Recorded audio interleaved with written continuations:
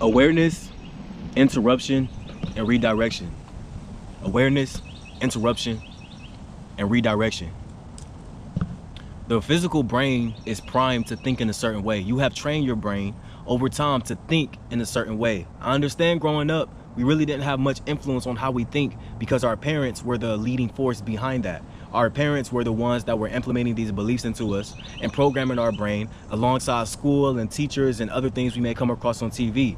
But as you get older, you begin to realize I have the responsibility myself to be able to be aware, to be able to redirect, and to be able to interrupt thinking patterns that are not really serving my highest self.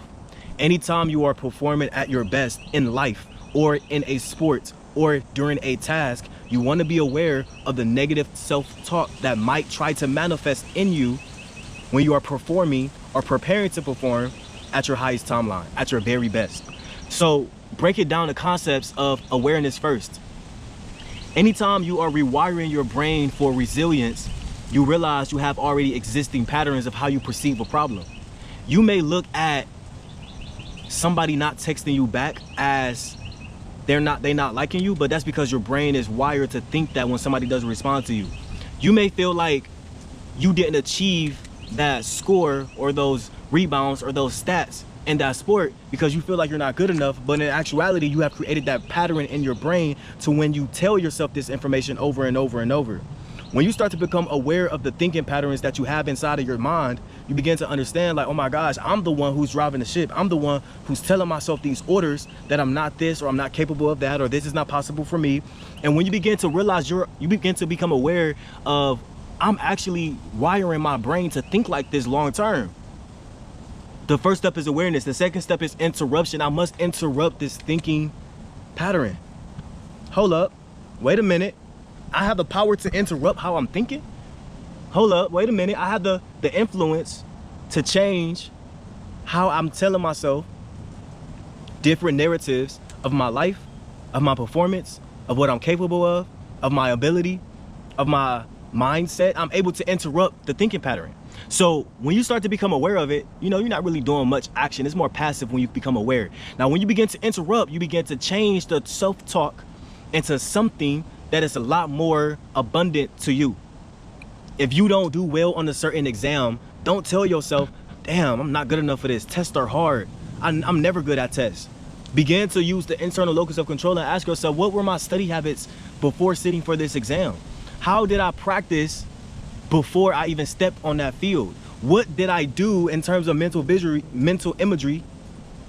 Was I visualizing myself accomplishing that stat in that sport? Was I visualizing myself performing well in that boardroom? Was I literally coming into an interrupted space of noticing that I'm aware of what I'm speaking to myself, and I interrupt it and I change what I'm telling myself? I change how my brain is developing these neurochemicals into how I'm telling myself. And then there's redirection. Now, when you redirect yourself, you kind of rewrite the narrative. It goes along with interrupting, because when you interrupt a thought pattern, you have to redirect it into a different space. You have to redirect it. It's not really, it's a positivity, but you want to redirect it in the sense of thinking to yourself, the reason I didn't do good on that exam is because I probably could use a lot more studying hours and more focus and concentration on the material before me. You lean into a deeper understanding when you take a moment to become aware, take a moment to interrupt that thought pattern, and take a moment to interrupt and redirect what you're thinking. You can rewire your brain for resilience, because this does not just apply in the realm of sports. This applies on a day-to-day basis. I was just sitting with myself the other day, and I was feeling quote unquote bored. And I was feeling like, okay, what can I do right now to kind of occupy this time? But what I realized is that I wasn't really bored, I was at peace. So instead of going down the rabbit hole and doing something that's not productive, I kind of just became aware of what I was feeling. I interrupted that thought pattern of telling myself that I was bored, because I wasn't. And then I redirected my energy into physically exercising for about 45 minutes, and then going to grab something to eat, and then calling my family and connecting to my friends. And just like that, that emotion, that thought was gone.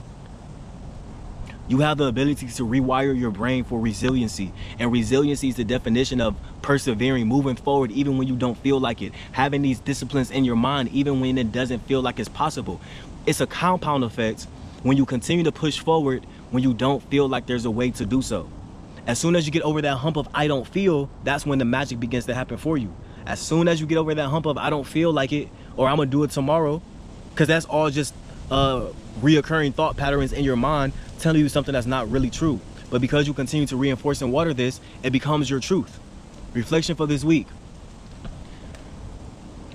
Remember these 3 words. That's all the reflection is. Awareness, interruption, and redirection. Apply that to your life on a daily basis and watch how your results will change.